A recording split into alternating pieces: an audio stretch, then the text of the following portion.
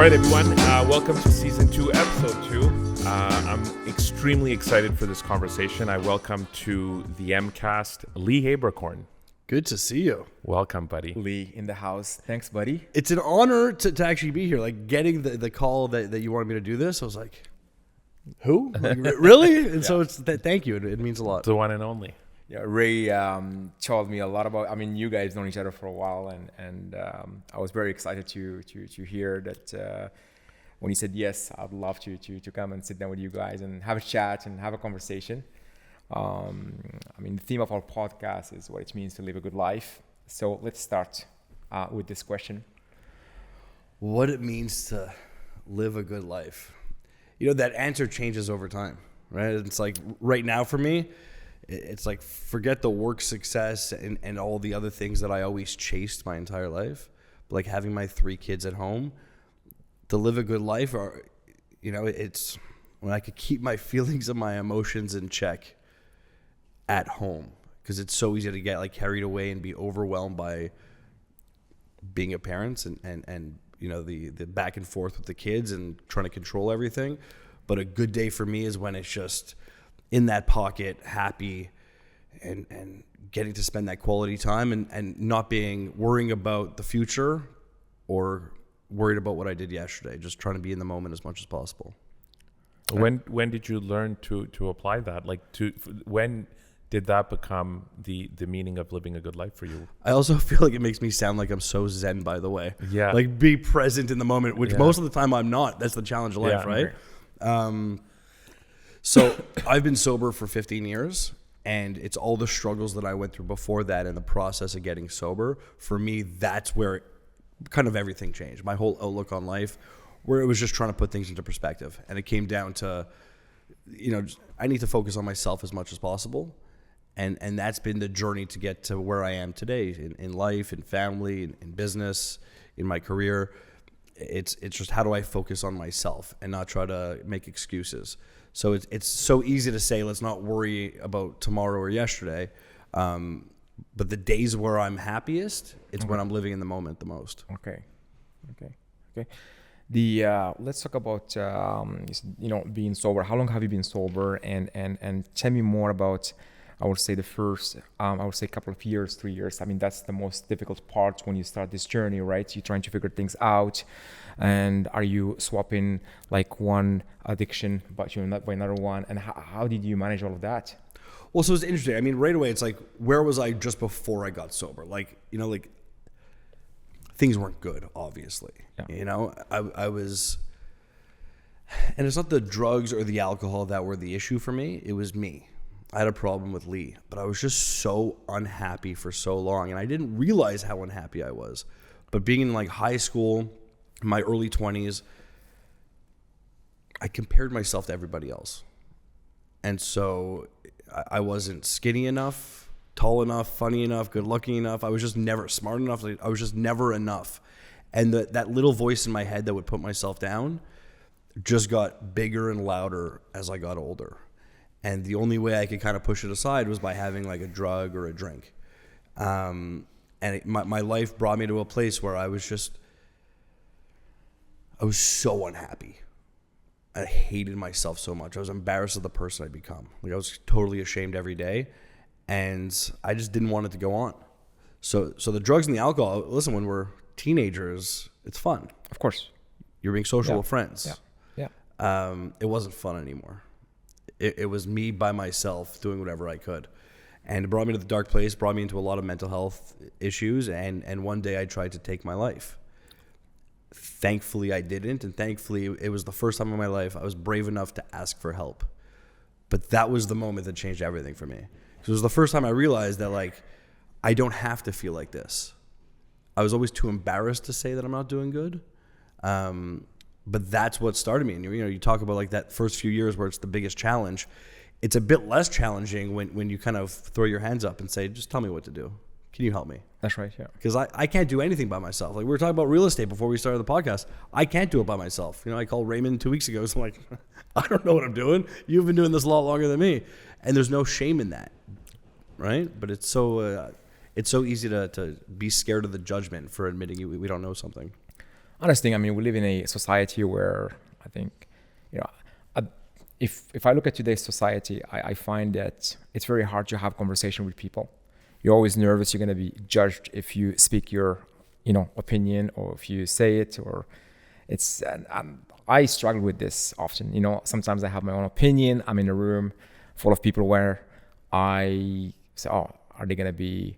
Am I going to be challenged if I say something? Am I going to be judged?"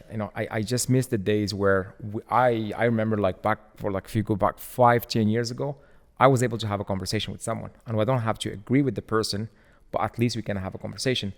I find that's gone, especially after COVID. Well, we all went into our own world so much when that happened, right? And it was just like isolation, that human interaction. It's definitely not there as much. That's right, yeah. And we're also scared to say something to offend somebody else. Like this whole cancel culture. That's right. Where it's like, can I joke around? Can I be direct? I got to walk on eggshells. But listen, I'm okay if you don't like me today. But as long as I'm being the genuine me. Of course. Right? Because that's what it comes down to. If I'm such a people pleaser. I want everybody to like me. I was coming into today. I really hope we never really met. I want both of you to leave this podcast and be like, oh my God, that Lee guy was amazing. It was inspirational. But it's like, if I'm going to live my life for you, if I'm going to live my life for anybody else, it's like, at what expense? So take me back to the moment where you put your hands up and you said, help me, to your higher power, whomever that may be. Walk me through, was it a day? Was it a week? Like what happened and where did you look for help? So I never asked for help before. And I'm not even talking about like big life-changing moments. Like I was always too scared to tell people that I didn't know something. Like go back to English class in high school. Like I remember the day where the teacher would come in and say, we're going to read out loud together today. And they hand you the book and everybody's going to read one paragraph. I was terrified to do that. Why? Because my brain and my mouth work at like two different speeds. Okay. And I'm so scared that I'm going to stumble on my words and you're going to think I'm stupid or not smart enough and I can't read. And yeah, I have trouble reading aloud sometimes, which is ironic considering what I do for a living and being a radio host. But I was too scared to tell my friends or a teacher that I was struggling with that when I was, 12 years old. Then it fast tracks where my problems just get bigger and I'm struggling by myself. But the day came when I woke up and I was exhausted. Like I was just in such a dark place. It was literally like the next worst day of my life every day. And I said to myself, I don't want to feel like this anymore. But the first place my mind went to wasn't asking for help. It was, I'm going to try to kill myself. Like that seemed like the easier option. It seemed like the better option. I believed it. And I just started walking around Montreal. And I was like, today's the day. Maybe my parents, maybe my sisters, my friends, my girlfriend, maybe just it's better for everybody if I'm not here anymore. And I was standing on DeCarry and I was about to throw myself off the overpass. Like all I was waiting for was that little burst of energy from my toes. Like that's how close I was to actually doing it. And then there was a split second where you talk about higher power. I don't know what it was in the moment, but it was something that popped in my head that said, or you could ask for help. And I had never done that before. Wow. And so I walked to the hospital and I said, I want to kill myself. I need help. And that started like this journey that I've been on for the last 15 and a bit years. But I remember they put me in the emergency room and then in a psych ward for a week. And I remember being embarrassed and ashamed and like I can't believe a person like me from a great family, great community, great upbringing would end up in a place like this. And like yes, I felt like a loser, but it was also the first time that I didn't have to lie or pretend to be something that I wasn't. And it was this weird balance of like being so miserable and completely at peace for the first time in my life. And from that point I walked into a rehab a few days later. I said, I need help. I can't do this by myself. And It's been this journey of just tell me what to do because I never want to go back there. That's amazing. Oh, you're not a loser. You're a winner because anyone that is able to do what you did, you came out a winner. Like that's the way I see it. Yeah. Feeling that way in the moment, you might have felt like a loser. But I think the higher power only gives this gift that you have today to some people, because we all know that a lot of people have lost their lives through addiction and alcoholism. So I'm going to stop you there because I always say this cute little anecdote, okay? Yeah. But it's what I really mean, because I disagree with that wholeheartedly, but for a Okay. reason, okay? Yeah. So I'll say it like this. Like, naturally people would say, if they're in a certain position, God willing, I'll be 16 years sober in March. Of course. Right? No. Lee willing. Yes. Okay, because God only wants, whatever your God is, I don't care what religion you are, I don't care if you're atheist, this energy in the world, which is what it is for me, there's only positivity out there for every single one of us. There's only a good path for every single one of us. Those things are going to happen. It's when I get in the way that those things don't happen. Of course, yeah. So it's like, yeah, God willing, I'm going to be 16 years sober, but more importantly, Lee willing, because I'm the person that's going to screw it up, right? My God, my universe, my higher power isn't going to get in the way. Be like, no, you're having a drink today. No, it's when I decide to kind of go my own way and do my own thing. Just, like when we use the word addict, to me, and correct me if I'm wrong, I don't think the substance is the problem. I think the individual is the problem, right?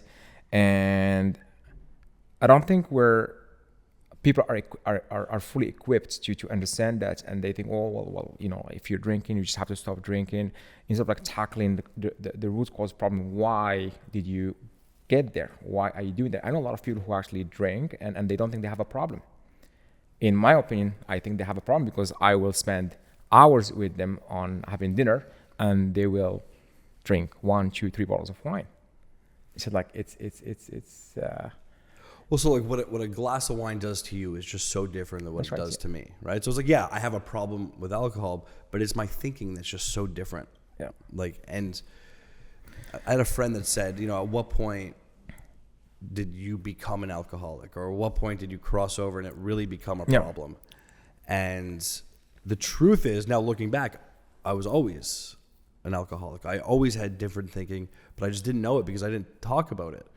But so the best way to illustrate is like, if me and my wife were to sit down and have, a night with some wine, she'll be sitting there enjoying the wine, enjoying the company, everything going on around, like just, like being present in the moment. The way my brain works is I'm just focusing on how quickly you're drinking. That's right. So I could get to the end of the bottle before you. Every single time, that's all I care about. And it's like, how can I get more? Because I think that whether it's that wine or that drug or that money, that pizza, whatever it is, it's going to make me happier. It's going to make me better. It's going to make me stronger. And it's ridiculous. Yeah.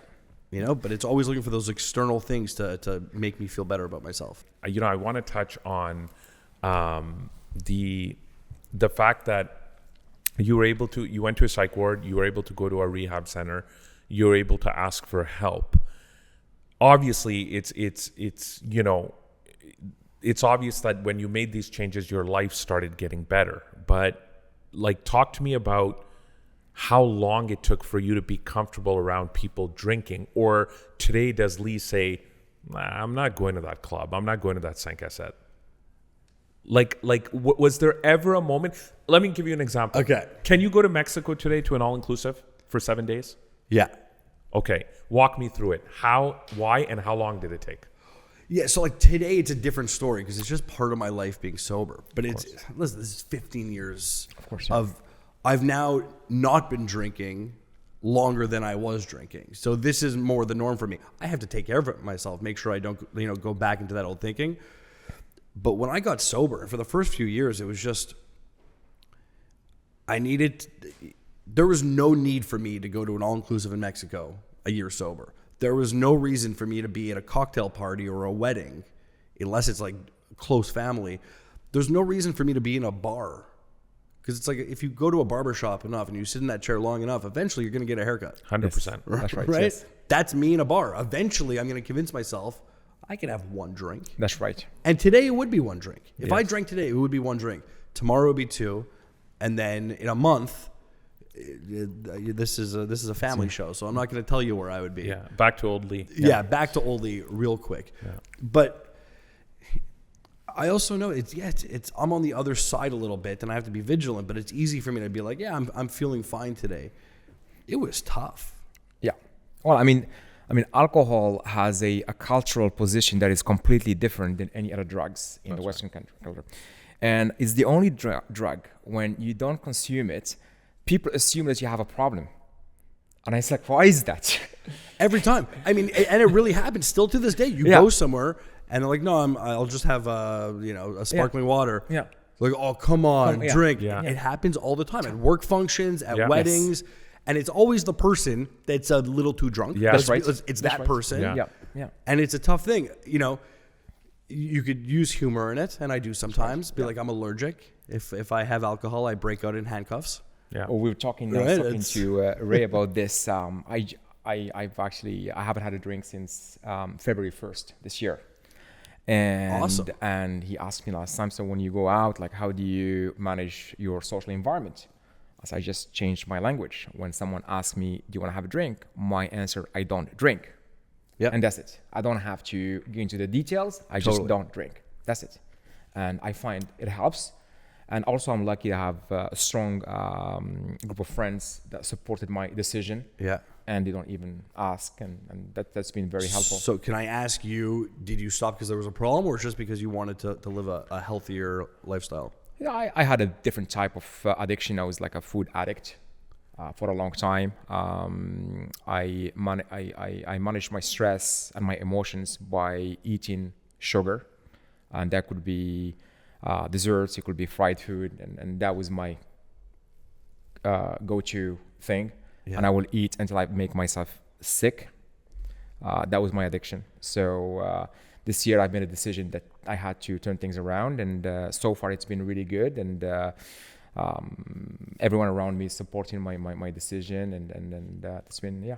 And that's a tough one, right? Because like alcohol, drugs, gambling, if there's a problem, okay, you got to figure out a way to stop doing that. You can't do that with food. Yeah. You can't just never eat That's again, right? That's right. But one of the things when people ask me about my early sobriety, and I talk about, there were so many of those like lonely moments, because I saw like a lot of other people going out, being social, doing all these things, and I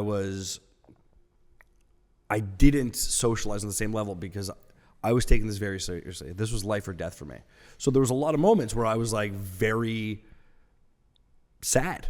On a Friday night, I would like go to a meeting, then I'd go home and I'd be like just eating by myself. And I'm like, is this really the lifestyle I want? But I knew that it would pay off. But to show you how my thinking is different than the next person's, and you could probably relate to this still to this day. Okay, I'm 15 years sober. I have a control on a lot of other things, but every once in a while I'll be sitting at work or somewhere and I'll start thinking about dinner. And I'm like, I'm in the mood for pizza tonight. Yeah. Okay. And then the day goes on. I'm in the mood for Pizza Hut.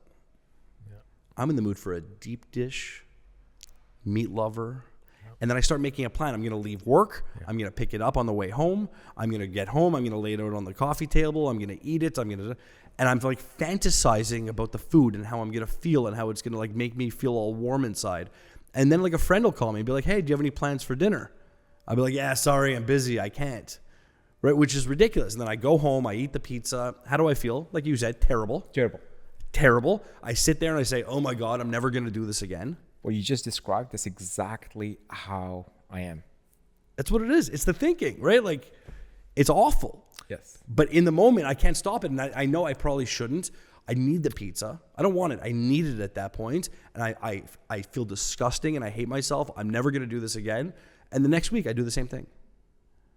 I'm like that with sweets and desserts. In fact, today I was planning my route to leave here to go to this dessert place around the corner that has crazy donuts and cookies. They don't sponsor our podcast, so I won't mention them. Maybe they will one day, but it's a great spot, like a few blocks away. And I saw it last time we recorded an episode. And since that day, I keep thinking, 5 Pound Studios is right around the corner from that place, that bakery. I'm going to go. And it's funny because that addictive behavior or personality can be applied to everything. But I now try to channel that energy into my workouts. So I'll be like, oh, I'm going to get to the gym. I'm going to work out really hard. I'm going to sweat. I'm going to push myself. I'm going to buy this supplement. I'm going to use this. I'm going to do that. But these are all good things. They're good things, but it's still the same behavior. It's still the same behavior. It's much better behavior. But it's better than saying, you know, I'm going to leave here, go to the SAQ, buy my favorite tequila, go home, you know, and then you know what happens with that. It is a family show. You know, we start getting into other things and where places we don't want to be and things we don't want to be doing. But it's interesting because you were talking about alcohol. You know, alcohol's the only substance or drug in the world that you need to justify why you're not taking. Like, no one ever says, oh, come on, like, why aren't you doing heroin? Yeah. You know? It's like you walk into a party and it's like, what do you mean you're not going to have a glass of wine? No one says, well, what do you mean you're not doing ecstasy? You know? Yeah, totally. Yeah. So it's so socially accepted. The ads are everywhere. You go to a hockey game, you're bombarded with beer. Yeah. And now, but what I'm seeing now, and I don't know if you guys agree with me, and it's funny because one of my friends, who hopefully will be in the podcast soon, owns, he's one of the biggest supper club and hospitality owners in Canada, based out of Montreal. Has a lot of great venues in downtown as well. And I talk to him about this all the time, and he hates when I say it because I sincerely think that culturally, we are headed towards more of a mocktail, zero beer, health conscious way of socializing. Well, the awareness is growing, right? It's crazy. It is the scary, and it's so true because I've spoken to a few nightclub owners. They say that. Yeah. I mean, the way that we used to party when we were younger, not even to excess, just a regular 18-year-old going out. It's not the same anymore. Of course. Yes. Like I know, supposedly it's like, you know, a group is going out and they say, don't worry, we'll be gone by midnight. I'm like, midnight? Yeah. We used to go out at 11 p.m. That's right. Right. We used to be in line. Like midnight, at the bouncer Yes. would be talking to us, asking for ID at midnight. Yes. And we would be eating like chinois at 4 a.m. Yeah. Right? That's what it exactly is. How it was, yes. Yeah, or wherever you decided Yes. to eat at 4 a.m. Yeah. But so there is this big movement, not even because of, you know, people of excess like me, just the younger generation, call it healthier or more in tune lifestyle or less excess. Also access to different drugs. Well, it's the the different other thing drugs, too. but there's definitely less alcohol going on. But the scary thing with that for somebody like me, okay, because obviously it's only a positive, but I go to a lot of places, whether it's a bar, whether it's a restaurant. I was somewhere the other day, and they knew that I don't drink, so like we have a zero alcohol drink for you, That's right. but it's not. Because there's only a handful of actual zero beers or zero mocktail stuff. Most of them that you see out there is 0.5. That's right. Which is fine. That's not gonna be a relapse if I have that. It's not gonna bring me down this dark path. But I refuse to have it because I just know in my head that it's zero for me. It's more like a psychological thing. Yeah. It is. Yeah. Do I drink non-alcoholic beers, the genuine 0.0s? Yeah, love them. Yeah. But not because I'm chasing something, because I enjoy it, and I'd rather have that than going back to the food. I love soft drinks. Yes. With a passion. Yes. And it's ridiculous. But like if I have one, I'm having 3 in a day. So it's like I'd rather find alternatives to have something else and having like a 0.0 What's beer. your favorite soft drink? Why do we go? No, Yeah. no. Yeah. See, you're just doing it so you can justify going to get the desserts after, so you don't feel guilty anymore. Don't bring me down with you, Raymond. Don't bring me down. No, actually, it's not that because I'm wondering because what I've realized since I have stopped drinking is that I love Coke Zero. But see, that's a new one. So I'm onto Coke Zero. Yeah, like I'm drinking Coke Zero. I love an iced tea in the summer. You know? But see, and this is the alcoholic thinking. See, if I get excited right now, okay, I'm not even gonna look at you guys. I'm gonna describe it, and I'm gonna be so in the mood. It's almost like I'm talking dirty to somebody. Okay, Yeah. hot summer day. Yeah. You're walking downtown. You want to cool down. Yeah. You sit down on a terrace. You get a bottle of Coke, Yeah. regular Coke. Yeah. It's ice cold. There's like it's dripping down the side. Like I'm like getting borderline turned on right now thinking about that. It's amazing. ridiculous, but that's how my brain works with everything. I get too into it and too excited. Yeah. It's like, okay, Lee, calm down. It's a Coke. Yeah. Like go have a glass of water. Yeah. You know, so it's But see, that's the thing. I don't think that it's bad because considering, you know, when we were drinking or you're using substances or whatever, like having a Coke on a hot summer day it's really innocent because it's out there to consume. Don't drink 10 of them. And you're 100% right. It's like, yes, it's the lesser of two evils. But for me, and I can relate to the food stuff, for me, I'm going to have that one Coke, and then I'm going to have too many. And then slowly, like I've been feeling good about how I'm looking physically, and then I let loose a little bit. I'm going to have chicken fingers tonight. I'm going to have a Coke tomorrow. Oh, yeah. It's a little bit. And then all of a sudden, 1, 2, 3 weeks pass, and I put on a few pounds. And I look myself in the mirror, and I'm like, oh, I'm looking chubbier again. I'm still hard on myself for all these things. Like, yes, it transfers over, but it's like, I know I do really good with rules. I do really good with structure. Like, I just love, so I'm an all or nothing type of guy. Of course. Like with everything. And for me, it's like the Cokes. Does that mean I'm as strict as I am with drinking? Like, no. Yeah. Like I have a soft drink every once in a while. I'm like that. If I don't have structure in my life, I'm lost. Totally. And when I'm lost, I make the wrong decisions. 100%. And the outcome is always horrible. And it carries over into every That's other right. part of your life. That's right. When I'm doing, so, I was off of work for a few months. Took some time spent with family, focused on other projects, and only recently I'm back at work. When I started gearing up to start my new job, my wife said, I see such a difference in you. It's because it's like, when I have that fire in me, that passion, that I'm so focused and dialed in, it carries over into every other part of my life. So if I'm starting to feel really bad about my weight or how I'm eating, it's going to carry over into other parts of my life. So it's not just the good. It's like, yes, I got to focus on keeping the negative out. But what I learned early in sobriety is about a year sober, okay? It was just telling myself, I don't want to drink. I don't want to go back to that old behavior. I don't want to feel like that. And it might seem like that's a positive, but for me, it was a negative because I'm coming from a place of not wanting to do something. You're trying to negotiate. You're negotiating with yourself. Oh, exactly. Yeah. Right. So it was like, I don't want to do that, which, yes, it's healthy for me.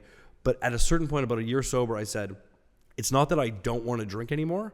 I want to be sober.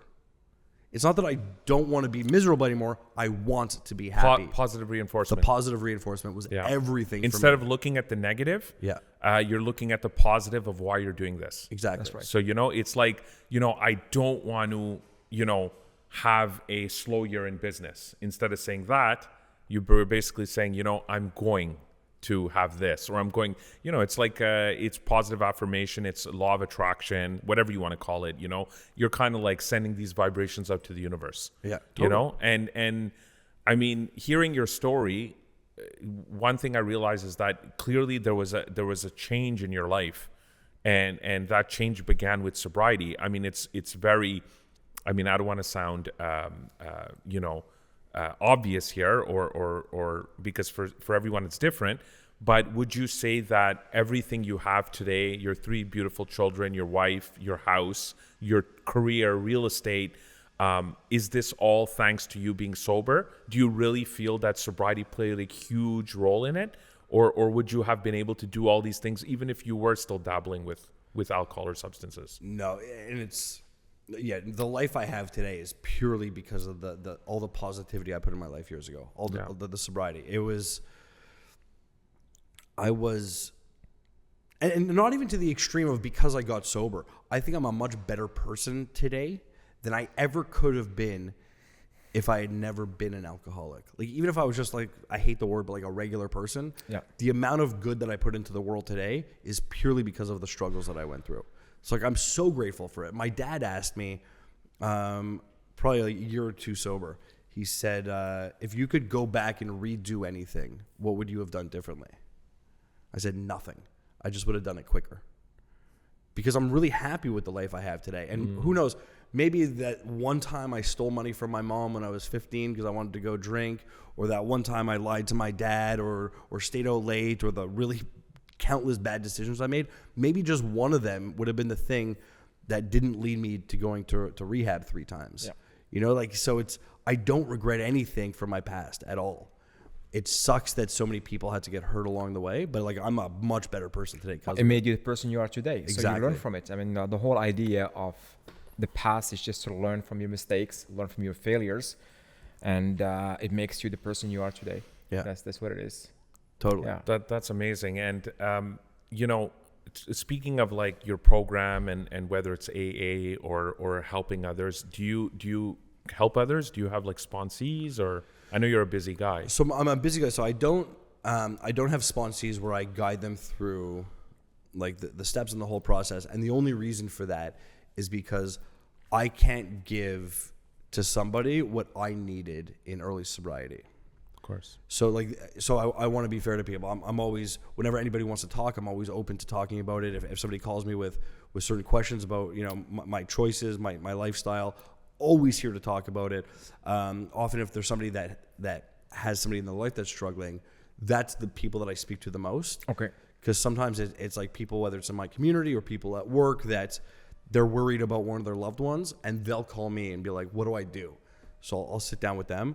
But I'm also very fortunate, and part of my program in working with people that are new in this is I'm on the board of directors of the rehab that I went to, which is crazy to think that. Like, I was a resident at this place, and you fast forward to 15 years later, and I'm like, helping make the decisions to keep it running. Can you give them a shout out? Andy's house. Yeah. So it was rebranded. It wasn't called out when I went there.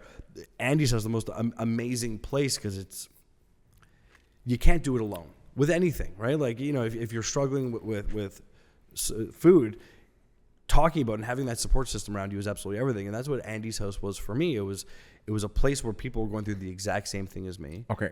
And there was an aftercare program, and you sit down and you talk with people that went through the same program. And now it's this sense of community. You can walk back in this house, and it's the place where I could go in, and I walk in, and I instantly know how I'm doing.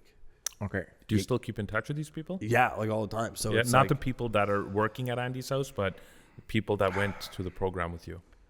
So I forget what you said at the beginning. It brings it back to that. Yeah. So when I was there 15 years ago, Yeah. I was there for 4 months. Yeah. So from the time I went in to the time I went out, there was a total of probably like 25 people, on either end of me. I might be wrong, but I'm pretty sure that if you fast forward to today, I'm the only person that's still sober from that group. Wow. Okay. For a bunch of years, some people did stay sober for a long time. And it's not because the program doesn't work. It's not because the rehab doesn't work or the fellowship, Alcoholics Anonymous, doesn't work. It's because people weren't committed to it. But forget the people that didn't stay sober. From people that I knew in early sobriety, I think there's like, I counted once, there's like 9 people that died from going back. Because it's like the same way that if you've been eating healthy since February, or you haven't been drinking since February, and you go back, I mean, I'm not going to start off slow. If I've been on a diet for the last year and I decide to have a pizza tonight, I'm not going to have half a slice of pizza here. I'm going to go in, I'm going to eat 3/4 of that pizza right away because that's what I'm used to doing. Yeah. So it's like people go back out there and assume they could do what they used to, even though they've been clean for a few months. And I know a lot of people that overdosed, that suicide because they were so ashamed of going back out. But it's like the respect I have for people in the program, it's not even necessarily the ones that got sober and stayed sober. It's the people that admit to making mistakes along the way. Yeah. And they say, I really want this, I need this. And if they pick up the drink, who cares? It's not about that number of how long you've been sober. Okay? There's people that I respect a whole lot more that have like a month of sobriety than have 20 years. Why? Because they're a good person. Yes. That's what it comes down to. Do you have integrity? Yeah. Are your words and your actions aligned? That's what I respect in people. And so it's like we can learn from one another, and it goes with everywhere. It goes with business. I mean, we know people in our industry in real estate that it's like, you talk the talk, but you're pretty shady behind the scenes. That's right. 100%. There's a lot of them. A lot of, but in every business. And the problem in our industry now in real estate is that it's not only talk the talk and you're shady behind closed doors. It's also with social media. A lot of people are talking the talk, attempting to walk the walk, but it's fake it till you make it. It's all bullshit. So it's this facade to be Instagram famous, and unfortunately there is no substance behind it. You're broken behind the scenes. And what happens is COVID created a lot of these types of personalities in our business, but now all of them, not all of them, but most of them are getting exposed. And that's what I'm realizing. Oh, totally. So I had a fun moment in real estate a few days ago, actually. I sat down with them. I got a call from these old clients, and they said, so Lee, remember when you helped us buy a house 2 years ago and we saw 20 places? And when we asked your opinion on this house, I said, listen, it's a great house. It's fantastic. But because I know you now, I know that in 2 years you're going to call me because you're going to want to sell it. Yeah. And they're like, oh, okay, we'll see. They called me 2 weeks ago. They're like, Lee, you were right. And it was almost 2 years to the day. They're like, we want you to sell our house for us. So I sat down with them, and we have their house coming up. But the interesting thing was I turned to them. I said, I want to admit something to you guys, that when I sat down with you 2-3 years ago, whatever it was, and I pitched you because I wanted to list your house, they're like, yeah, you were great. We hit it off with you right away. I'm like, I was terrified. You were my first ever pitch to get a listing. That's amazing. So genuine. And they're like, we had no idea. Yeah. Because I wasn't faking. I didn't pretend to be something I wasn't, but I sat down and I came in prepared. I'm like, I had no idea what I was doing. And I was just, asking advice and doing it. But it was so cool to have that connection. And I remember when we sat down like a year ago, and you're like, when you grow in the business, it's because you plant the seeds, you do a good job, you do the right thing, you're honest. And the reason calls end up coming back in is because you have repeat customers. And there is no magic pill to this. No. I was talking to a buddy of mine yesterday. He's in the mortgage business and he's very successful. And one thing that he said he reinforces what you and I talked about before is you don't have to reinvent the wheel. Just be honest, be transparent, say it as is. That shows confidence and it shows that you care. But in many businesses, there's a lot of people who do not operate this way, and they make everyone look bad. But But that's it. And I'm not trying to be you be funny or put anybody down, right? But it's so true. And the reason I even contemplate is real estate for me at a few times in the last few years is because there's this mentality that I had coming in that, and I don't mean to be disrespectful by saying this, but there was this idea of a lot of real estate agents in my head that they were kind of like used car salesmen. And it's not a knock at used car salesmen, but you know what I mean. Like the ones from the movies that are just dishonest and will say anything just to get it done. And I just knew I don't have that in me. I'm not going to do that. And I was like, is this a viable career path for me? And it's only when I started really getting to know some of the people that I was like, okay, maybe, because it seems like some of these guys and women are honest, they have integrity, and the ones that I look up to and I respect, they're honest and they're not trying to do anything just to get the quick sale. That's right. I think the ones that are trying to get a quick sale get exposed. I also think there's many different types of brokers in the business, and at the end of the day, it doesn't matter what you're selling. Whether you're selling this table in front of me, this mic in front of me, or real estate, which is a big ticket item. People buy from people. Yeah. That's one thing I've come to realize in life. People buy from people. If I like you, like for example, if I'm putting in a pool in my backyard, I go to the same guy because he's a friend and he owns a pool company on the West Island. But I bought from him because him and his wife were cool and they got along with my wife and I. So, I bought from him knowing that he might be a bit more expensive, but the process might be a bit slower with him. But I'm buying with him because at the end of the day, we're like-minded. We're the same age group. He was a straight shooter. He laid it all out for me. He goes, you don't need this, man. This is too expensive. Go with this, go with this, go with this, right? And that's what you need to be in this business. Instead of telling people, I'll give you an example. The other day I had a listing appointment and unfortunately, I didn't feel it was a good fit. And it ties right into this conversation because when I showed up to the guy's house, he was under the influence of drugs and alcohol. And he was showing me around his house. And I could smell it on him and I could see it in his eyes. And it wasn't a right fit because I did not want to be exposed to that and work with someone who, one, had a very, very, very high expectations in regards to his price. And two, if he's under the influence when he's showing me the property on a Sunday afternoon, then what's it going to be like negotiating with him when I bring him an offer? Yeah, on a Saturday night, on a Saturday night or a Friday, Friday night or whatever. And going back to meeting me a year ago, and we bounced ideas off of each other. I'm going to open up about this on the MCast. Lee had reached out to me because he wanted to grab lunch or a coffee, and we wanted to talk business. And it was almost like my higher power was talking to me. And wanted me to meet Lee. So, we finally met and I opened up to Lee about myself and, my struggles. Yeah. And he was able to help me a lot, and This is probably the first time I'm talking about it openly. Really? And yeah, you were able to help me a lot. And I'm very confident to say that last year I had stopped drinking for 9 months. And during that 9 months I had met you and I opened up about it with you. And this year, just like Ali, earlier in the year, I stopped drinking completely. I haven't had a drop since.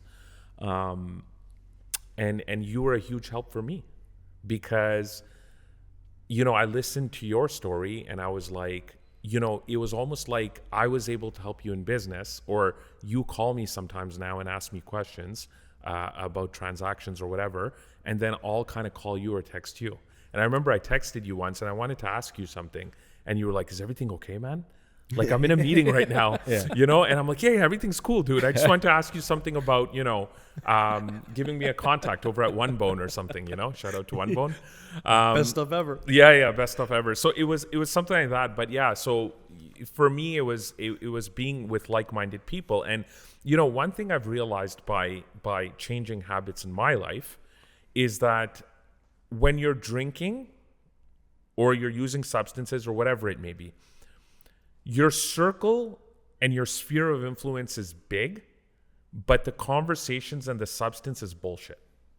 Like everything you do on a weekly basis, like it's a huge circle of friends, but everything you do every weekend is the same. It's the same people, the same conversations. Nothing ever gets done. You're constantly repeating stories. And then you wake up on Monday morning, no one remembers what you did, said, or what you were thinking of. And then it's kind of like rinse and repeat. Yeah. When you get sober or you stop drinking, your circle becomes smaller, like-minded people, one to my right, one to my left right now. And what happens is the shit you talk about has so much more substance. Like, I'll leave a coffee, date or get together with Ali, and I'll be running through walls. I'll be like, I want to implement this. I want to do this. I'm going to start running. I'm going to change my diet to this. But then when you're with this bigger group doing the same thing every weekend, what are you really accomplishing? Yeah, same conversation. Same conversation. And you're doing it over and over and over again. And you know what happens? I feel this. I'm not going to speak on behalf of other people. You look in the mirror one day when you're like 50 years old and you're like, did I like live a pathetic life? Like for the last 10 years? Like, did I like waste all these years doing the same shit with the same people?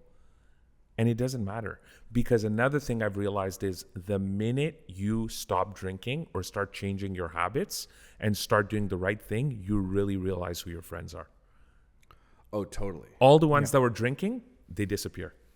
They stop texting you, they stop inviting you, and you realize you're like, they were never my friends to begin with. They were glorified drinking buddies. That's what they were. That's exactly what it is. That's what it is. Yeah. Well, because it's all, you surround yourself by like-minded people. Naturally, you're going to attract that, right? So it's like, if, first of all, I the fact that you just opened up about that, you know, about what we kind of talked about a year ago, kudos to you. Thank you, brother. I also remember, if I'm being honest, I remember I reached out to you and you're like, yeah, I'll sit down with you. I was so disappointed when you decided to tell me that you'd been struggling with alcohol. Yeah. Not because of you. Because like, shit. I want to talk about real estate. I need help. It was so selfish of me. And I was like, I don't want to help you. I want you to help me. Yeah. But something beautiful came out of that, an actual relationship where you could see eye to eye with people. Yeah, right? 100%. That's right, yeah. And in fact, I bring you up with so many people in my sobriety journey and the people I meet in sobriety and my new friends, and I bring you up all the time. And when I bring you, because your story is so public, you're a public speaker, you're a local celebrity, your face is all over the buses in Montreal. Like, everyone knows you. And the fact that you're so open about the story in the 15, 16 years of sobriety you have, I'm comfortable mentioning you. And everyone's like, yeah, man, that guy's an OG. He's a rock star. Like everyone knows you for that. Because you're on the board of directors at Andy's. Yeah. You know, you're open about your sobriety. You go on radio. Like, Virgin Radio has how many? Virgin Radio? So I was on Virgin Radio for the last decade, for the last 10 years. That's right. I left there 6 months ago to focus on other things and family. Now I'm on the Beat 925, Beat Breakfast Club. Come join me, hang out every day. It's funny because I was driving in, I saw your billboard on the 20. Me too. This morning, yes. I'm going to meet that guy right there. And I know I should be humble about the billboards and being on the bus and be like, oh no, it's nothing. I love it. I worked my ass off to get to where I am love today. it. Kudos to you, mate. Right? Kudos. And so it's like when I see that, I'm like, Yes. that's right. I deserve that. And it's every success I have today, I have no problem. I'm my biggest cheerleader. Yeah. Like I have no problem giving myself a pat on the back. It's not being cocky. It's recognizing that, hey, I almost killed myself 15 years ago. That's right. And I made all these right decisions, and I grinded. I worked from the bottom. I did terrible shifts. I had terrible jobs so I could support myself when I was, and yeah, I got to where I want to be. And so when I see that billboard, I just smile. And I'm like, hey, that's me. That's So I me. got to tell you a story about Lee. We were having lunch once, and this is not the first time we met, but the second. We were having lunch at a really good coffee shop, Italian coffee shop on the West Island. They're not a sponsor either, so I can't mention them. They will be one day, maybe. But we were having lunch, and I remember I went to get a coffee, and when I turned around while I was waiting for my coffee to be prepared, someone came up to you, and they're like, hey, can we get a selfie? And I was like, who am I having lunch with? I'm looking over. I'm like, and then I sat down, and I go to Lee. I go, Lee, like, do you like that? Like, you're recognized, and people were turning around and looking at us, but the ones that had the guts to come up and ask for a selfie, they did. And he's like, yeah, man, like it's something I really value. Why not, man? Yeah. And it was you work your amazing. ass off. And like, listen, it feeds my ego. I know that too. Like, I love getting the attention and recognition, but it's cool because I have this platform that I'm able to do a lot of ridiculous and cool things, and there's perks to my job that I do 100%. But the best thing that ever happens is every time I share my story. Yeah. Okay. Is people reach out to me and they're like, thank you so much. I heard your story years ago, and it encouraged me to go to a meeting, or encouraged me to ask for help. Of course. Go see a therapist, or I lost my somebody, and just hearing your words made me feel like I wasn't alone. That's what it's all about. It's not about the free jeans I get here, or the free meals I get when I walk in, or the selfies. It's about the connections. That's what real estate is too. It's the connections with But people. your voice is needed in today. So in Montreal, people need people like you. Literally and figuratively. You grew to the process. That's exactly. His voice is You needed. grew to the process. Your voice is needed. And you've launched the You Matter that you. Can you explain the You Matter movement that you've launched? Yeah, it was so cool. So for the last probably 12 years, I've been going to schools and talking to a lot of the kids. Just every once in a while, a few times a year, I'd be approached to go do that. It would be my pleasure.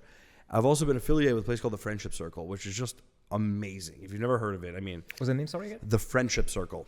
And Friendship, yes. Yeah, so it's like, to simplify it, because there's so much more than that, it's like a community center for teens with special needs. Nice. Okay, Nice. so it's really like, I mean, you talk about magic, but it doesn't matter what BS you have going on in your life. You go there and you volunteer, you help out.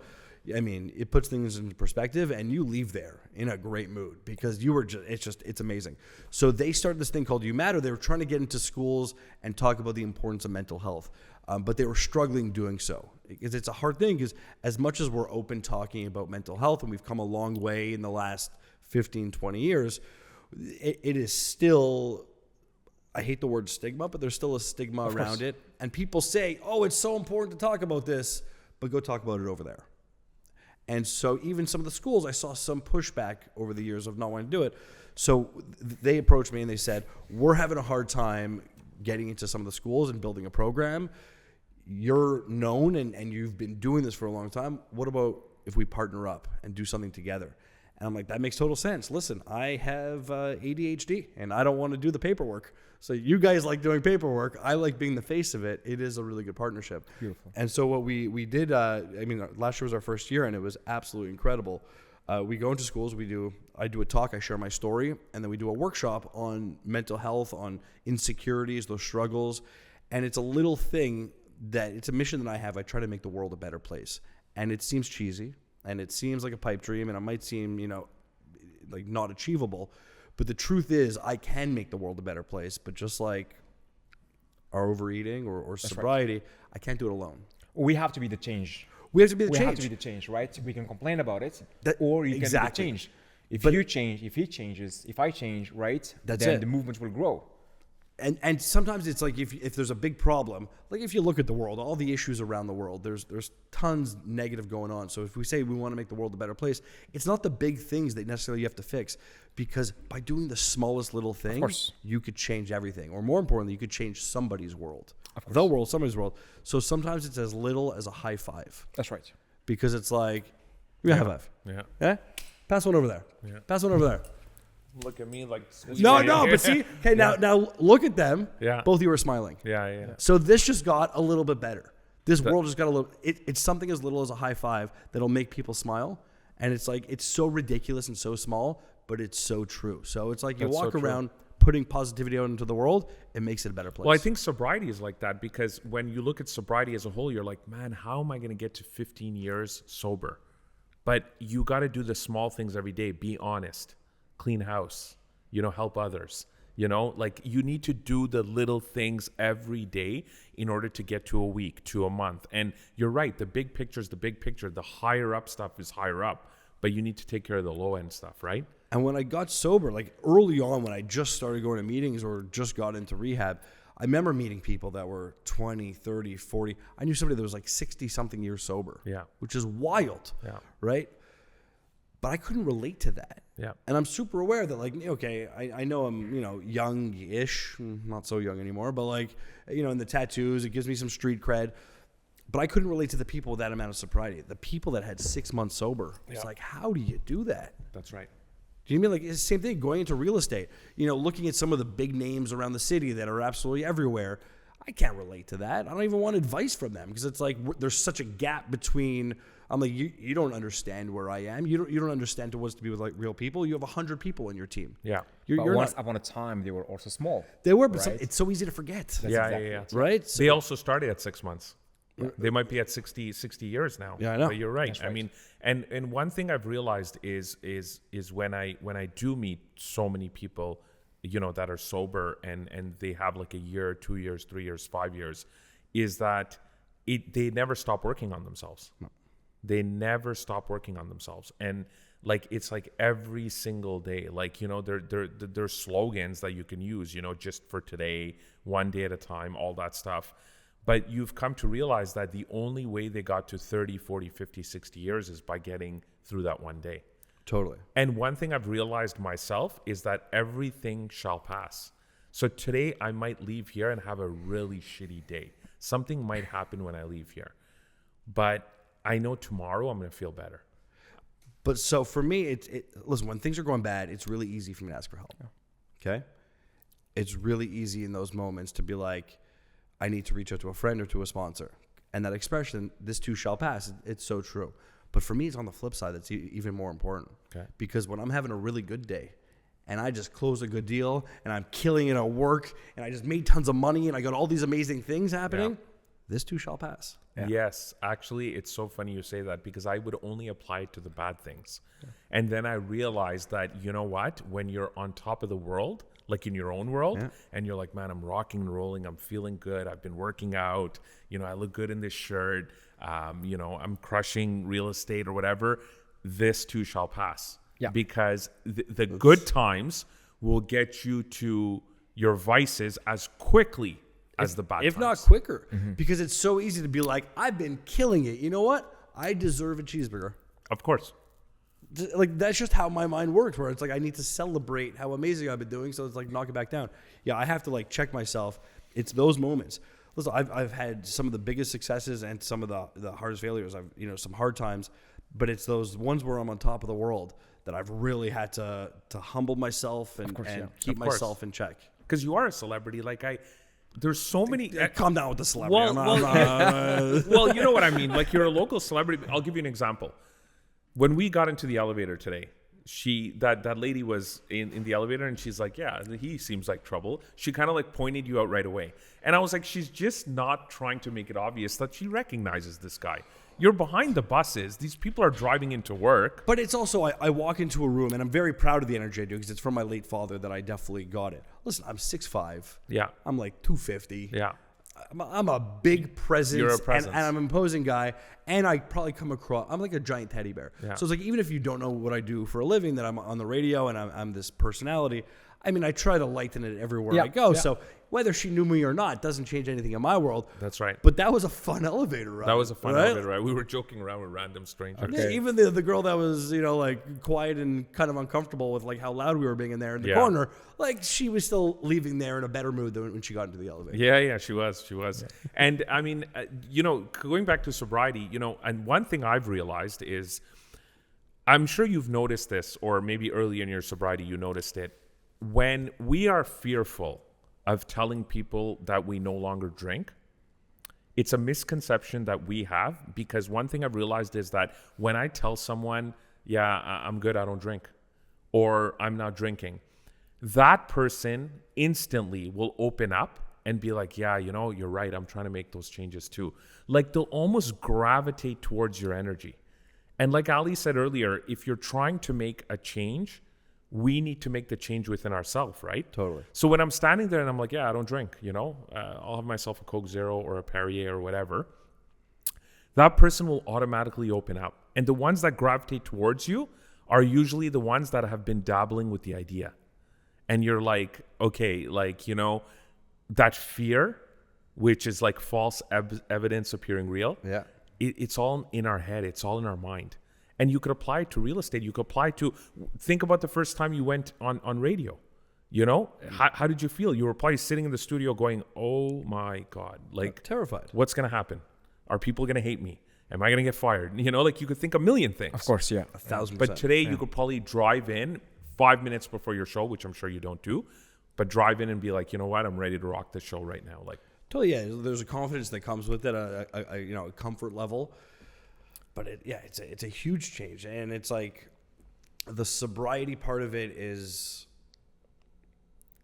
It's crazy to see other people doing well. That's my favorite part of this journey. It's not even like myself. It's seeing other people making the same decisions, and nothing to do with the alcohol, right? It's like just wanting to better the world, like wanting to just knowing that you deserve better, whether it's food or whatever. Because it's when we talk about the details of our lives, there's 50 million reasons why the three of us shouldn't be friends. There's tons of things to separate us out there. 100%. But with everything, you just got to find that one thing. That's right. That brings us together. That's so true. What I find brings Montrealers together is, you can have the French, the English, the ethnics, the non-ethnics, but, hockey season starts like it started this week, and it almost brings everyone together. And it's like you can be brown skinned like me. You could be French Canadian from the suburbs or wherever. Everyone's just, cheering together in the arena, and they all just want a common goal. And it's like you got to find that common goal to bring you together. Exactly. And that's why I felt this episode would have been perfect with the three of us, because no drinking, no drinking, no drinking. Should we have a drink to celebrate? Let's do it. Pizza? What are we doing? Let's do it. Lee, man, thank you so much. That was great conversation, and so awesome. Thank you so much for taking the time to be with us today. Are we doing it again tomorrow? Yeah, we are going to do it, but I'm going to go pick up some desserts now. Okay, yeah, of course you are. Of course you are. Honestly, it was a pleasurable conversation. I've learned so much from you, from having lunch and coffee with you on a personal basis. But I was so looking forward to this episode, because I knew you have such a significant story to share, and the fact that you're so open about it. If there's anyone out there, I plead to people that if there is any mental health issues, or you're struggling with anything, ask for help like Lee did 16 years ago. Because the thing is, as hard as it is in the moments, it's worth it, but most importantly, like, you're worth it. That's what it comes down to. Like, you deserve all the amazingness out in the world, but you got to do the hardest thing, and it's take that first step and ask for help. But it's totally worth it. And just thank you for having me on, and the amount that I have, like, of respect for both of you, because you're killing it in your career. You're making such good choices in your life. And it's frustrating because you're just both such nice guys also. It's like, just stop it. It's funny. I have a feeling Lee still has this misconception of real estate brokers that we're not supposed to be nice guys. You're not supposed to. Yeah. Well, it's funny. Not all of them are nice out there. But you got to go with your own style in life. Just like you have your own style too. You have your own style. Like, you're not the same as all the other people that I hear on radio. You have your own style, and then in real estate, you're gonna have your own style too. Absolutely. But absolute pleasure. I'm so grateful for this day, and thank you. Thank you. Thank you. Good job.